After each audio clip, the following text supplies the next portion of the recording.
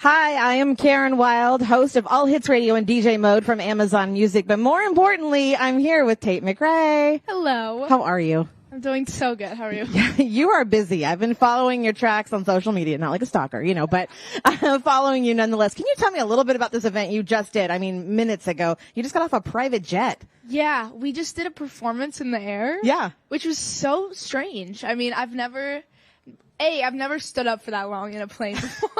Thought I was going to fall over. Second off, it was like crazy. None of the people knew I was on the plane when I walked on. We snuck on. And then, we sang a couple songs. It was cool. I got to chat with you just on Wednesday getting ready for this, and you were in Amsterdam. Yeah.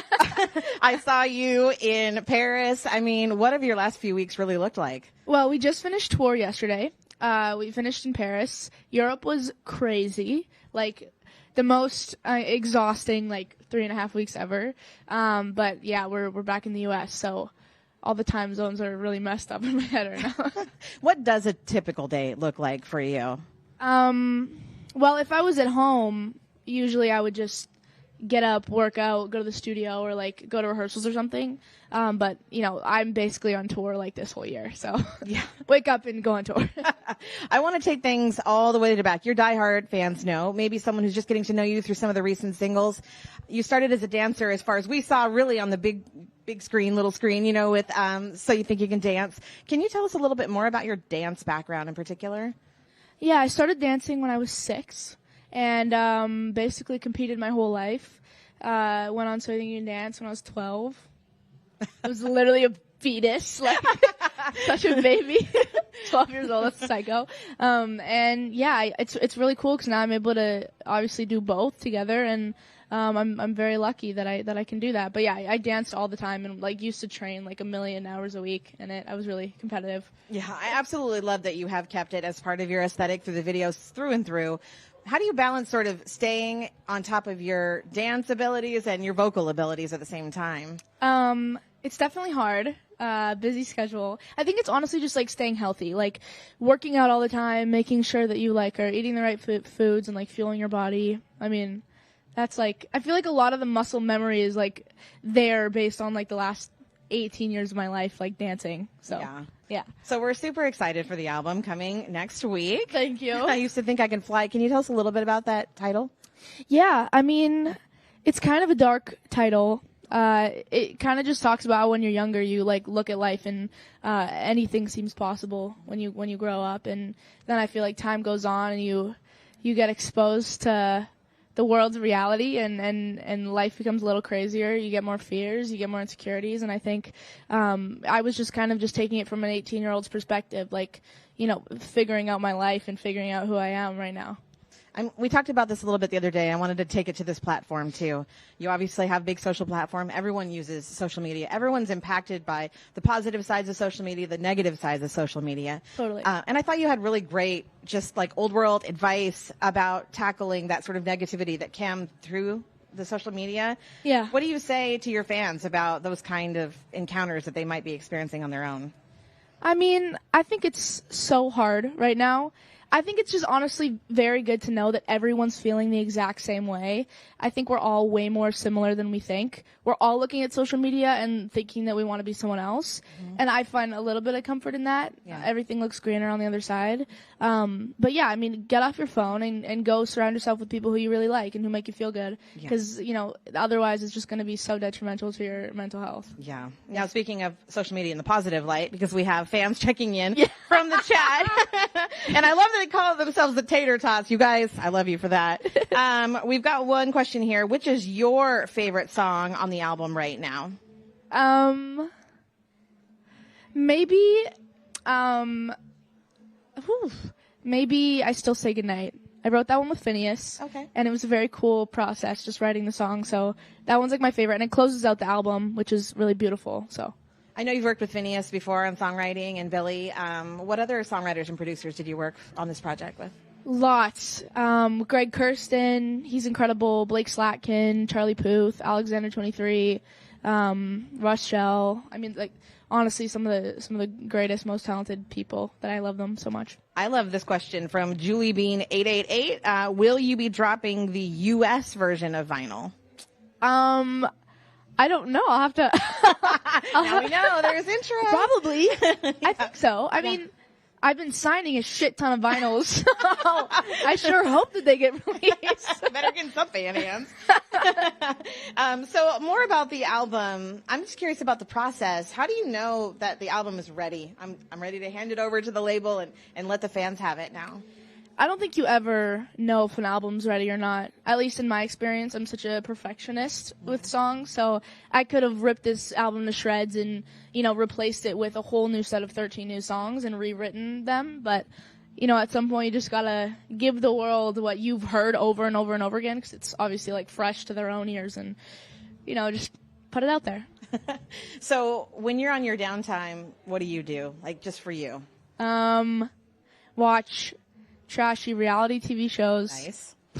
Love Island. I could watch 18 seasons of that in a row and never get sick of it. I sleep. I see friends. Don't do much else. Because of social media, there's a lot of access to you, and probably people think they know you inside and out, right? But what's something that people might not know about you? I honestly think that there is a lot about me on the internet, but there's like a whole bunch of sides of my personality that people don't know too, because I'm also like a super private person. Yeah. Like I don't open up to a lot of people. I don't have that many friends. I keep my circle close, and I think a lot of people would assume that I would overshare and would walk into a room and probably just tell my whole life story. But I'm pretty private, I would say. I imagine that a lot of your music though is personal. To you, and imagine that writing, it's cathartic to sort of get those feelings out. Totally. At any point, does that change for you when you've sung the song, 100 times on stage? Does that emotion always kind of seep through for you personally? I would say so. I think honestly, it makes you relive everything when you have fans screaming it back at you, because then you realize that it's like a part of everyone else's life now, and I think that's so special because I'm up on the stage saying these words, so I better believe what I'm saying. Yeah. If they're going to say it back to me. For sure. We have another fan question here from Music Lover 09. She says her name is Lana, and she wants to say hi. One thing she wants to know is what's on your mind right before you go on stage? Pure panic. Oh. I for some reason just think I have to do everything seconds before. So I feel like my hair is falling out. I feel like my throat gets super dry. I need to drink. I'm like, where's the water? Where's the water? I honestly just seconds before though. If I go fast forward 2 minutes before, I am chilling. Okay. Not thinking about a care in the world.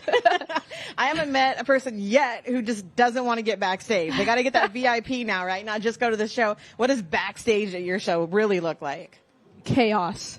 Our band is just all of us on the entire crew are just idiots. I think honestly backstage is pure chaos. We're all trying to figure out a chant every single time we go on stage. Never think of it prior. We have no good handshakes. We can never get it right when we do this stupid thing. We can never get it right. But yeah, it's fun. What about post show? What happens for you then? Post show, we're all literally dying. I think because our whole show's dancing the whole time. Yeah. We are about to puke after every show.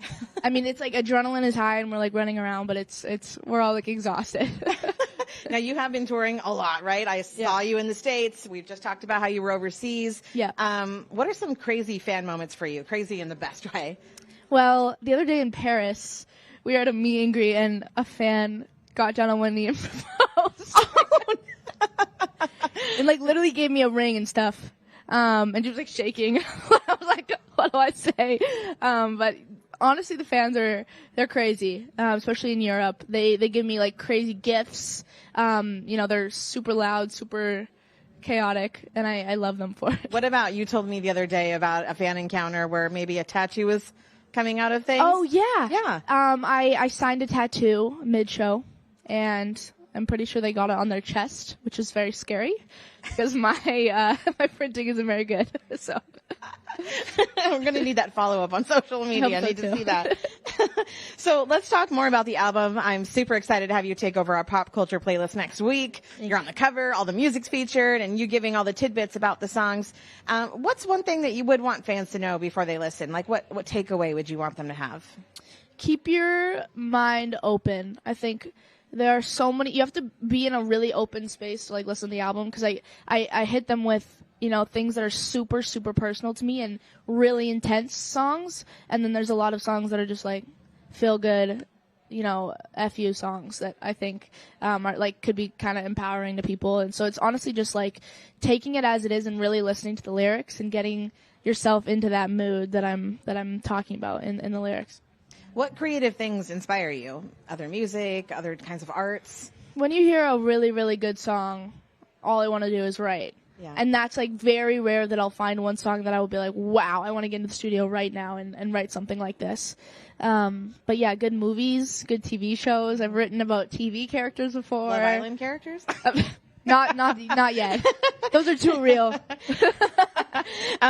We have another question coming in. This one from Gino Baby. What's the concept of the album for you? The concept of the album, honestly, was just genuinely as real as it gets. It was just my mental state over the past summer.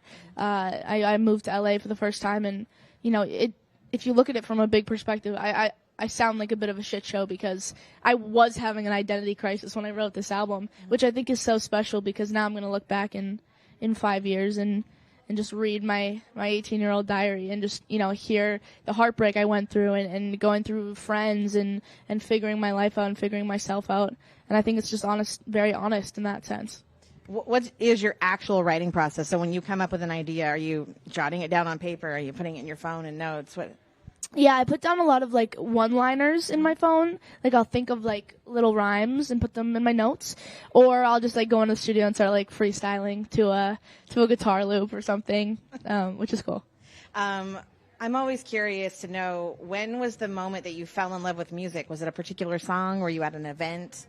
Honestly, it was a very specific feeling I got when I would write a song about something that had happened. And it's like very satisfying because you're like talking about something so exact and you're like nailing it. It's like when you hear a song that like relates so specifically to your life. It's like writing one is so specific to your life because it's about your life. And it's very satisfying. And that's when I started to, really fall in love with the concept of writing and making songs. Okay. Coming in from Matthew A0808, Tate, are you going on tour with a new album? I know you've been touring. Is it going to continue past the album release? Yes, I am touring the UK soon in like a week and a half. Mm-hmm. I'm going to Australia, touring with Sean in the fall. Lots of things happening, so I'll probably be playing new songs by that point. I know you're busy in these final days leading up to the album, and you're going to be touring. But is there a moment that you're going to take a break at all, or do you just go right into writing the next album? I get like a week break around my birthday, which is July 1st, so I'm going to go home. But I think that's literally my only break until like November. Your girl Lena wants to know, what was the first song you ever wrote? I was 7, and it was called My Best Friend Jack. And I literally Jack. I literally wrote about a guy named Jack. Didn't know him. Didn't know Jack. Just thought it would be interesting. Okay. Yeah. We need the remix. We need the remix. I'll show you it soon. So we are prepping for an exclusive fan event you're going to be performing in a matter of minutes. Yeah. What is your favorite part of this business? Is it recording? Is it actually being on stage? What's your absolute couldn't miss it part of the business? 2 things. When I finish writing a song, like that process of finishing up a song and recording it in the booth, like the night of, and then obviously like being on tour, being on stage, but like the moment when I step on stage, those are my favorite.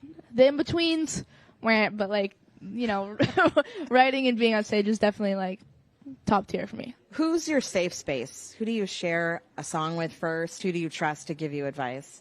My mom. Yeah. I'm so close with her. I call her like 75 times a day.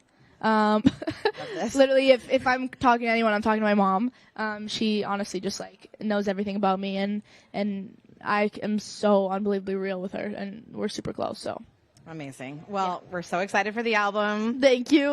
I used to think I could fly out next week. Stream it, stream it, stream it. Yes. I'm going to let you get to your tater tots on stage at the event. And I want to thank you you. so much for taking this time. Thank you. And everybody online, hang on for just a few more minutes. Tate's going to take a little break, get on stage for you. So thank you.